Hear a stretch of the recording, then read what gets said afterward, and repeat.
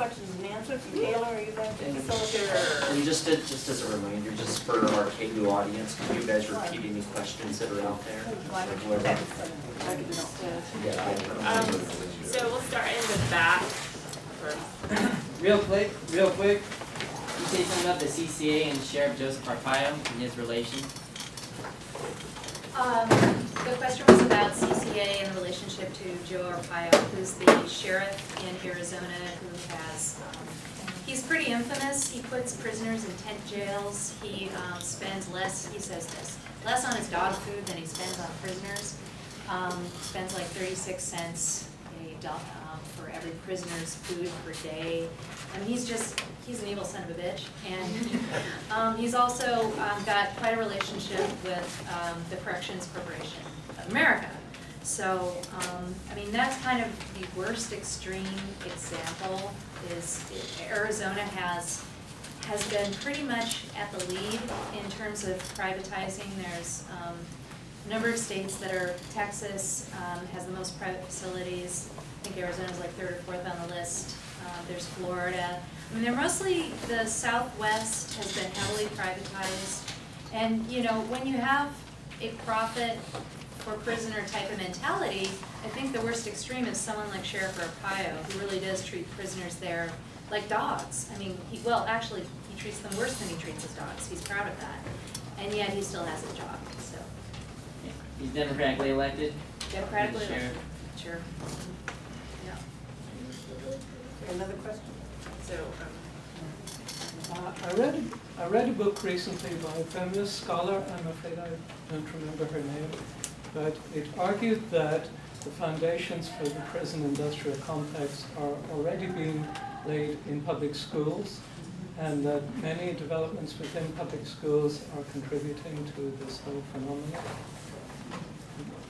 well, I think one would be, oh, I'm sorry, the question was about sort of what some people call the school to prison pipelines, or the foundations of the prison industrial complex being actually built within the public school system.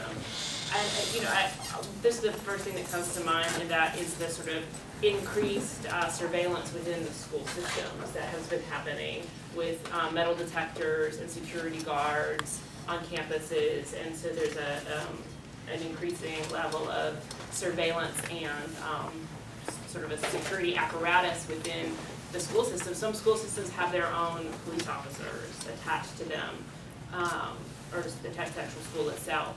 And I don't know if anybody else wants to comment on that. Well, it's true, and in certain communities, you're going to normalize being watched, having somebody boss you around like an officer.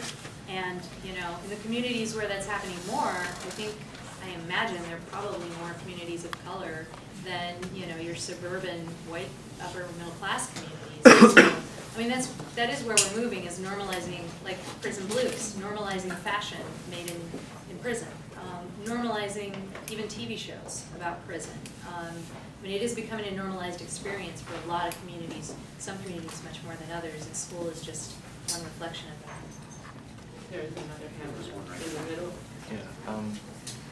Could you all maybe, I see one of you wearing a critical resistance shirt. Could you maybe talk about an abolitionist perspective and like approach to like an anti-prison perspective, and either what it means to you personally or what you see its role in an anti-prison movement as a whole?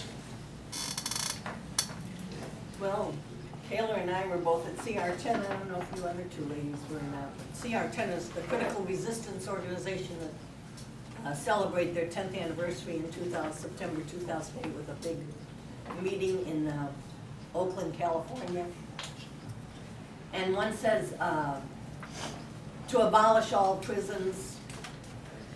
Some people get the false idea that, okay, close all the prisons and let everybody loose, and then we'll have no crime, but that's not true.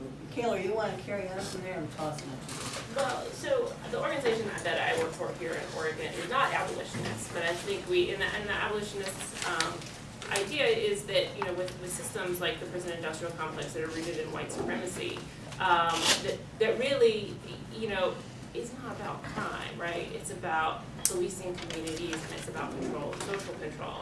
So there's a really important critique of prisons that focus on those areas. The organization I worked for made a political and tactical decision to not be abolitionist, because when we're working with like communities in Oregon who might be having a prison sited there,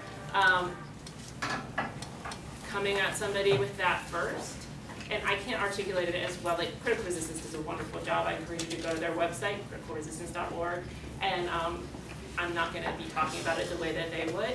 That starting off with people in the community from that perspective doesn't open a lot of ears or doors. And but what I think my organization can contribute to trying to create a world where incarceration decreases and where prisons are closed and hopefully repurposed is that we try and bring together the perspectives of survivors of crime and violence, people convicted of crime and violence, or people convicted of crime and their families, to come up with solutions that I think has been missing and has been slowly growing in the past few years in the movement around prisons and incarceration and crime, is the voice of survivors, and not just in talking about what they need for accountability when things happen to them, but also the fact that when we put so much emphasis on punishment as a model, we are ignoring what people who are surviving crime and violence need to heal and live their lives. So both the more money and the more energy we focus on this person over here, we have completely ignored the person who was hurt, and the only places in our society where the people who are hurt get to have input is at the trial, and if somebody is still on parole, which is a very rare system these days, at the parole board hearing.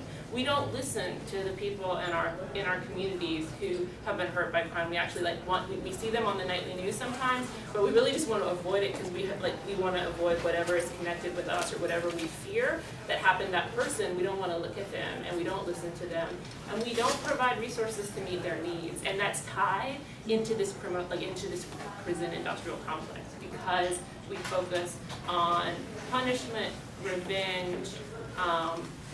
In our society, we have stopped thinking about the people who are actually hurt, and the only way we deal with it is to lock people up. And that totally trades off in many ways with people who are surviving crime.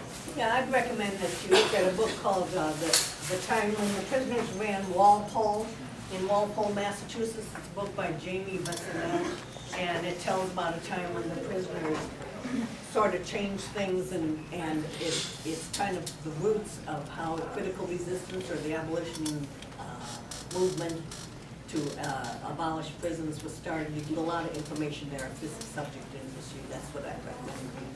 Another book that I would recommend by Angela Davis is called Abolition Democracy. It's interviews with her, but she, as a founder of Critical Resistance, is also showing, she's drawing some of those connections that I was talking about between what's going on in prisons, what's going on post 9/11 with the security state, and what we're really seeing is an abolition of democracy. Of course, as many people have pointed out, most so-called citizens or people of color are treated as second-class or third-class citizens in this country.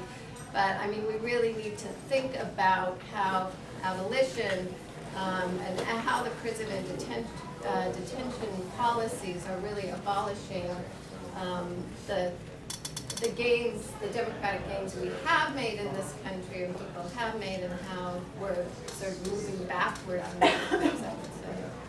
KBOO's going to put a lot of the events from this 3-day workshop on the air, and this little flyer right here tells what day it'll be on. It's going to be Wednesday, October 7th from 7 a.m. till 8 p.m. And if you click it, it'll look out some of the workshops you either didn't get to go to or did go to it after we discuss